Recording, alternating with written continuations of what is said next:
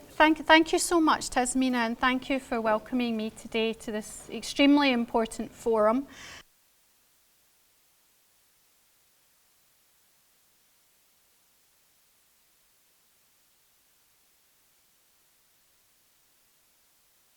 Continues through the forum and its work, so this is an honour and a privilege to attend today, and again, thank you so much. I have very fond memories. Started in the Parliament. I came at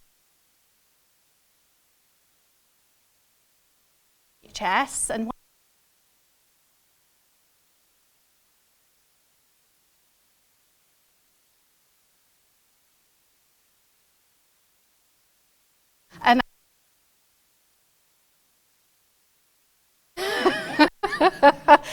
I always remember his words back to me were, well, don't worry about it, we'll buy you a globe and you'll be fine. So we were.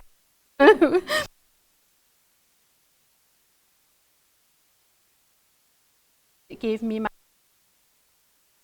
work throughout the career I had in Parliament.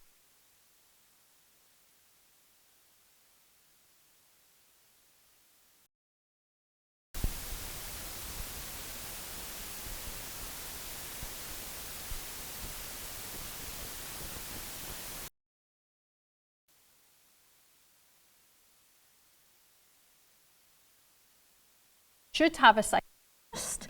Having been there for psychologists should be in parliaments because they all need one. So I don't have a tech background is really why I'm telling you that. So I'm here to talk about tech, AI and crypto, digital assets, blockchain, all the terminology that we now hear day in, day out.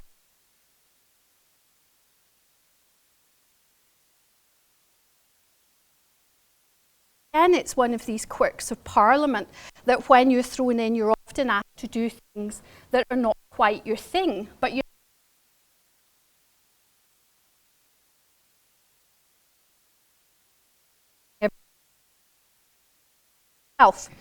So 4 years ago, I was asked to chair the Digital Assets Group in the UK Parliament, the Crypto and Digital Assets Group, which was the first of its kind.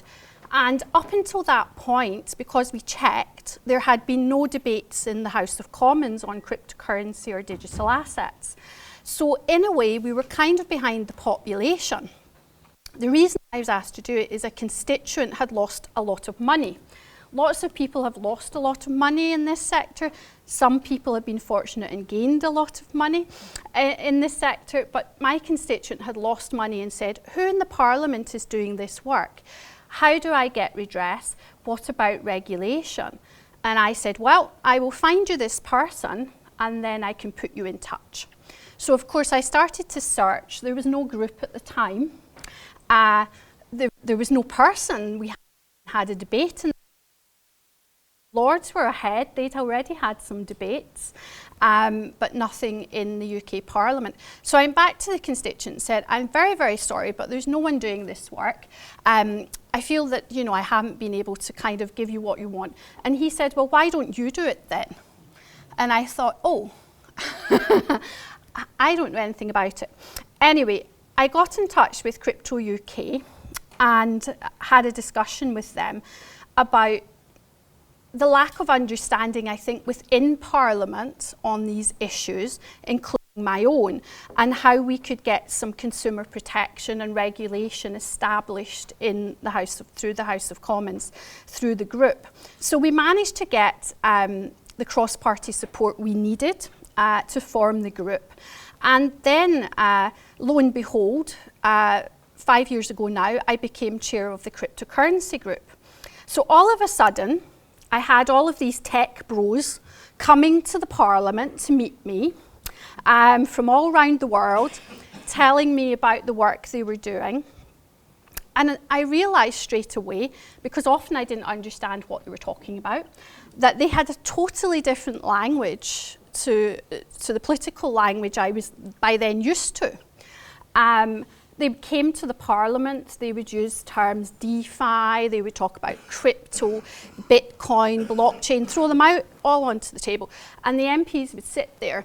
And I always remember in one of the events we had, we were talking about DeFi, we were talking about blockchain technology, which I'll come on to. We were talking about AI.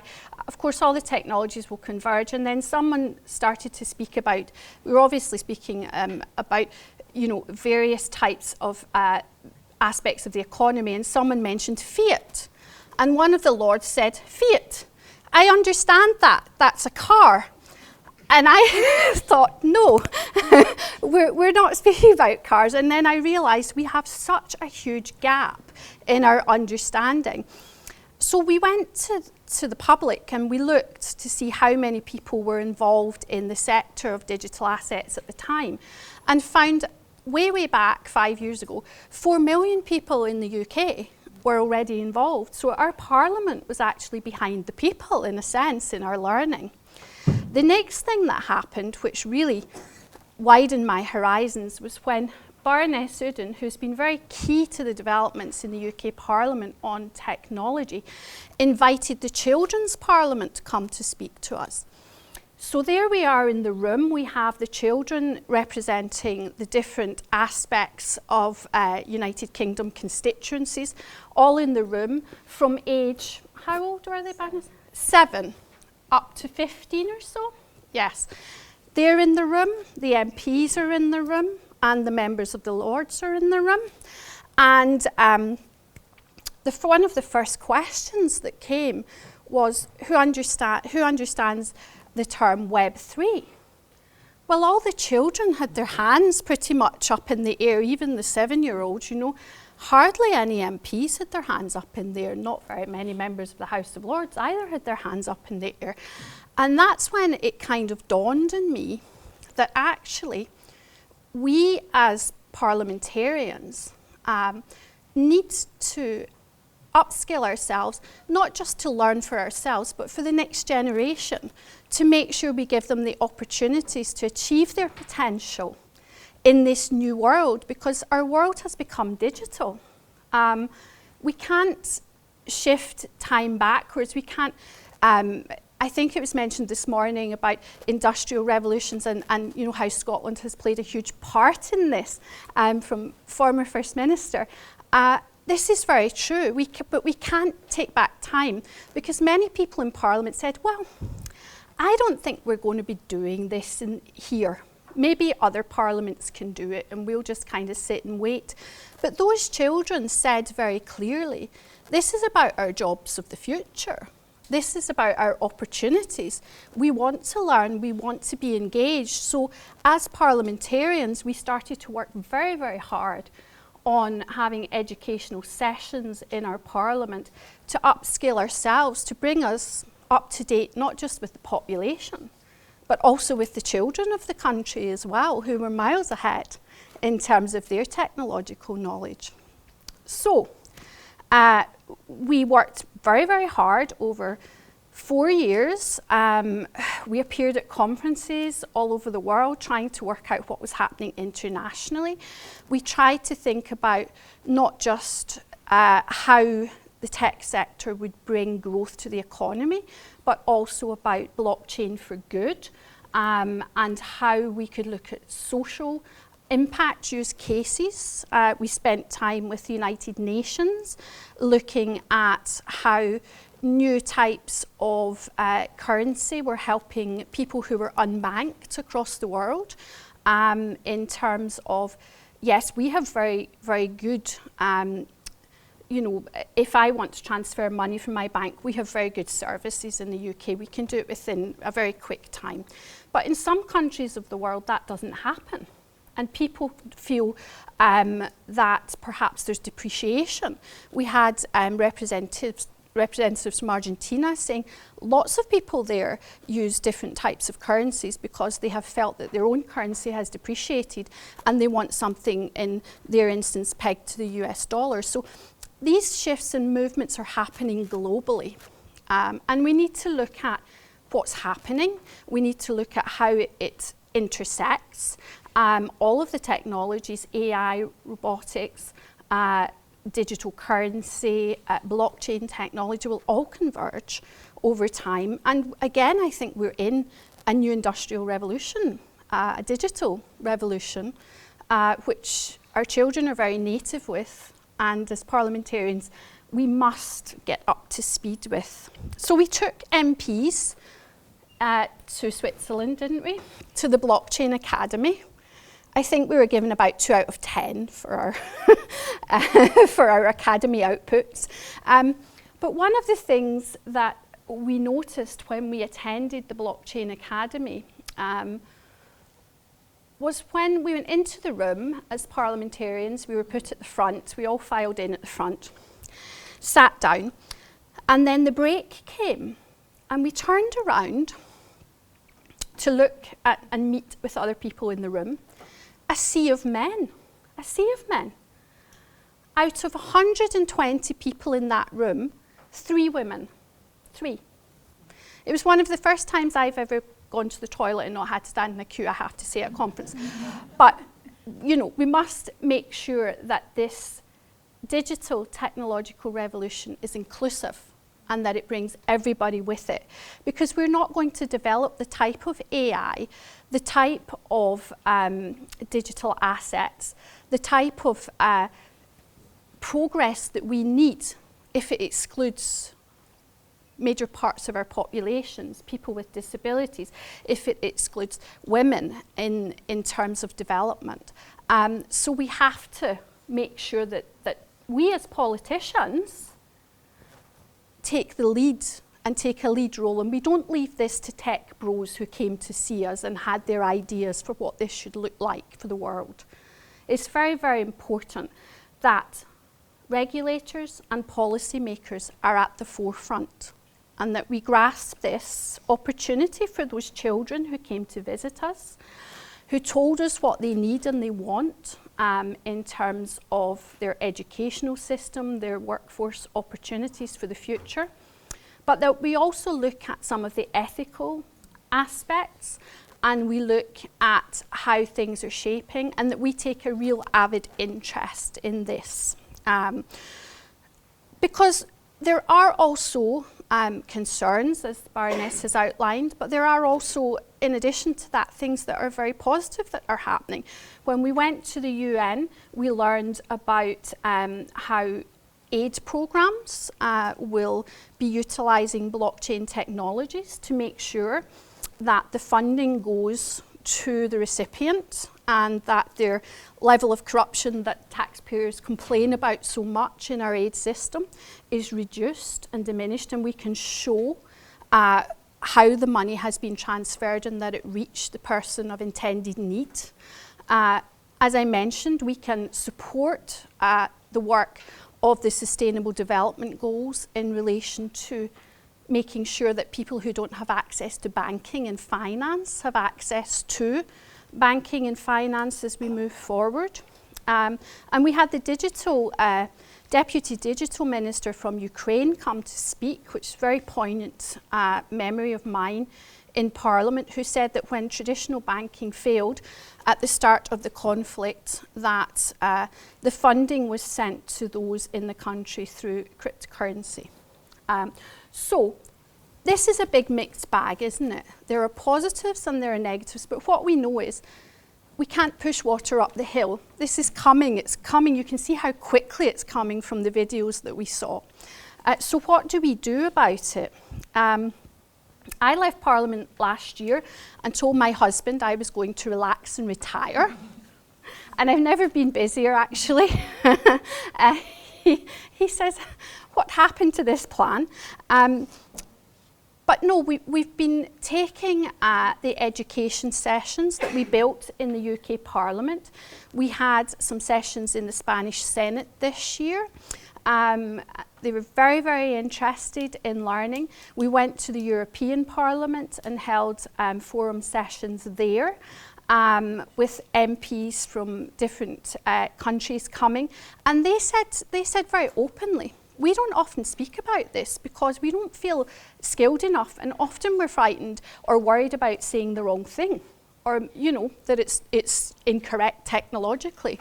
So a lot of the message has been, we're the policymakers in the room. We don't have to be the technical experts, but we do have to shape the policy, because if we don't, this is shifting anyway. And it's going to shift with those leading it that perhaps have technological expertise, but they don't understand the impact on communities, and they won't factor in the social good that we need to make sure is at the core. So we developed, after I left Parliament, the Legislators Forum in Digital Assets, which is global. We're very keen to bring it to your parliaments, to bring MPs from other parliaments to your parliament as well, because it's global.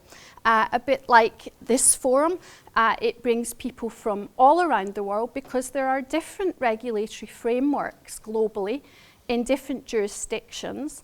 And it's very important that policymakers understand what's happening in different places, so that they know where they sit relative to the policy and regulation that's being developed elsewhere internationally, but also so that they can have discussions with policymakers to inform them about their journey and as to why things have gone in certain directions in certain jurisdictions. Because this technology industry, if I lump it together like that, digital technology is going to converge, but it's global. It's a global industry. It doesn't recognise borders. And one of the things about when we went to meet with the coders and the developers and the geniuses really of the future in Switzerland at the Blockchain Academy was that they actually viewed policymakers a bit with suspicion, I would have said at the start, didn't they? It was kind of like, oh, we don't, this is decentralised. What do we need with politicians? We're doing something kind of, out with policymakers. However, I think that's why we need to double down all the more. This cannot be allowed in terms of its development to continue without our input in making sure that it has all the core features we need of security and of safety and of ethics and of development, making sure that it's inclusive and that it's for good. So please reach out. We're going to Washington to speak with the Crypto Task Force in October. If you're interested in coming to that delegation, then let me know. If you would like to have international parliamentarians who have an interest in tech development come to your parliament to meet with you, to include you in the forum, or if you want to come to the schedule of meetings that we have over the next 12 months, we're in Washington, then we're in Davos in January, and we're going to be in Croatia next year as well so far, and the House of Lords again. So please reach out, please let me know of your interest, and I'll make sure you're included, because now more than ever, I think we need global ambassadors across all of the parliaments for emerging technology, frontier technology. It's with us, it's going to define our futures, and who other than parliamentarians should be at the core of this development? Please don't sit on the sidelines is my message to you, because we can only make sure that things are developed in the right way together. And this is a crucial time. You see how fast this is moving? People come to Parliament and have spoken to me and said, yes, we've had revolutions before in industry. This isn't just industry. It's art. Art's becoming digital. It's sports. Sports teams are becoming digitalised. They're doing so much now in terms of their advertising, etc. A lot of the new adverts are in games. It's touching everything. Health records will be in the blockchain. And if you go over to Dubai, you will see that the property that's bought and sold will also be on the blockchain. So this whole seismic shift is about our economies, but it's also about our art, our sport, our culture, and it's massively changing and shifting. Parliamentarians have a key role That's my message to you. Please get in touch. Baroness and I are doing a huge amount of work on this to make sure you're kept abreast with all developments that you need, that you're included, and that together we can make sure that technology develops in a way that includes the communities that are often left behind, that makes sure that no one, such as large groups like women and people with disabilities, are not at the helm of how things are developing, and making sure that, you know, this is ethically led, because this is our children's future. It's not just about their job opportunities, it's actually about their future. So, thank you for having me. It's a massive privilege to be here and to speak, and just to give you the gist of the journey we've had so far. If I can learn about this, anyone can learn about this. And as a final note, people said to me, oh, but you're a psychologist. Robots and technology will never take your job. People will always need psychologists. Well, I opened avatar therapy. In London, in Manchester, and Glasgow, there are now pilots of avatar therapy.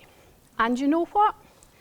The patients don't wait anymore in a big list for months, and they prefer the avatar to the psychologist. So pretty much technology is reshaping our workforce in ways that we never ever imagined, and this is a time for your involvement. So please rush to be involved and don't let it go forward without you. Thank you.